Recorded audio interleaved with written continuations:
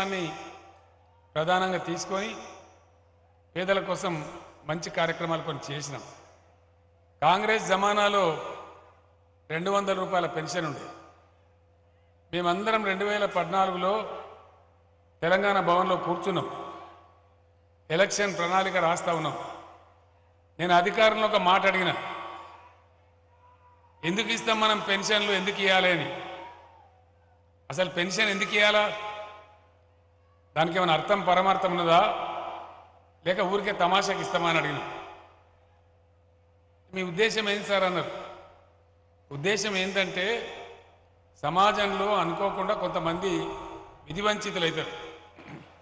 ఒక అమ్మాయికి భర్త చనిపోవచ్చు, కొంతమంది పెద్దవాళ్ళు కావచ్చు, ముసలి వాళ్ళు కావచ్చు, వాళ్ళకి ఆలోచన చూసేవాళ్ళు లేకపోవచ్చు.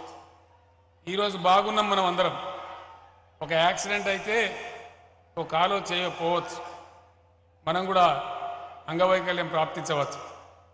ఇటువంటి విధివంచితులను, సమాజంలో ఉన్న మన సాటి మనుషులను ఆదుకోవాల్సిన బాధ్యత ప్రభుత్వం మీదనే ఉంటుంది.